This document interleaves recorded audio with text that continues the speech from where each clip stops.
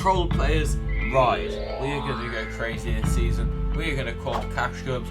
We are going to place in an X7 CS. We got this. If you're ready for controller players to take over, make sure you comment controller players on top in the comment section, and let's get straight into it, guys. Because this is 5 ways you can improve quickly on controller. In chapter 5, of course. Now, I don't know about you, but lots of controller players have this mindset. They have a mindset that because they're on controller, they're never going to be as good as keyboard players. Now, in lots of cases, this might be true, and there are definitely some things that controller players will not be as good as keyboard players at. However, having the mindset and limiting yourself full stop is going to be awful for your improvement. It's like when someone's ill and they have positive thoughts, they're going to get better faster, right? This is the same with improvement in Fortnite. If you have positive thoughts, you are going to improve quicker. Advantages keyboards have over controller is that they have the fast reset. They generally have better aim, and it is easy to get way faster mechanics. But on controller, you need to think about what you have. You have the movement. The movement is a big one. 360-degree movement is so good for things like side jumps, high walls, even day cone. You wonder why the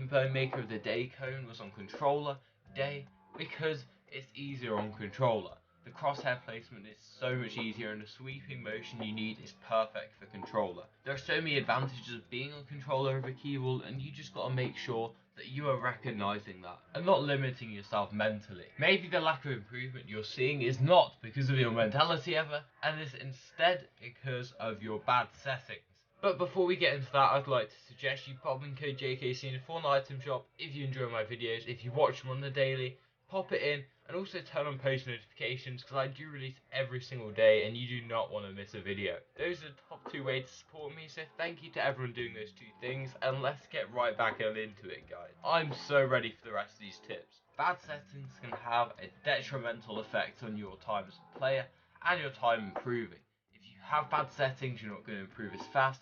If you have good settings, you're going to improve an exponential amount. I have so many videos on my channel to do with controller settings, but I'm going to give you a basic outline now, and you can go check out the rest of them later. In terms of sensitivity, try going with something called a base sensitivity, something that is universal to all, and then you can higher it if it feels too slow and lower it if it feels too quick. This base sensitivity is 35 look sense, 1.9 times build and edit speed, and 9 and 9 ADS sense. You're going to have the input mode as linear, and that is your base sensitivity. As I said previously though, this is just a base sensitivity, and you're going to want to change it because this is not going to be perfect for everyone. I, for example, prepare a faster sense on controller, especially in the build and edit segment. It feels like I'm a lot faster on higher sense. However, I do know people that love a low and smooth sense, one that can be used to track opponents effortlessly and have really good crosshair placement. It's all up to you, but if you're not improving, maybe consider changing the sense. In terms of the binds, guys, it is pretty universal again. The main binds you're going to want to change is having your sprint on right on the D-pad, as this is a not too hard button to hit while you're moving around. You're going to need to have your edit button on either left stick or right stick. It doesn't matter which one, and you can have your crouch on the other one. As long as you have it on left stick or right stick, it's going to mean you're so much faster, and most of the controller pros actually edit with left stick or right stick. Most of the super fast controller players you're all seeing will edit with that button. You're going to need to move your reset button to your right button at the top of the controller, well, at the top right of the controller technically, but oh well. And as well as this, you need to turn confirm edit and confirm reset on release on. This is going to give you the fastest edit times. Trust me, it's worth it, guys. You gotta believe me here. You're going to see such a high amount of improvement in just a short amount of time with these settings, trust me. I have no clue what it is, whether it's a controller thing, but controller players never want to practice their mechanics. I exclusively see keyboard players practicing their mechanics, but barely ever see controller players grinding it out in creative on their own. I personally believe that is the difference between a good controller player and a great controller player. My friend Lights has $200 in earnings, and I see him grinding mechanics on Twitter all the time. You got to want it, guys, and it takes hard work and dedication to get there in time. I want you to spend 20 minutes to half an hour per day in creative, on your own, working on your mechanics.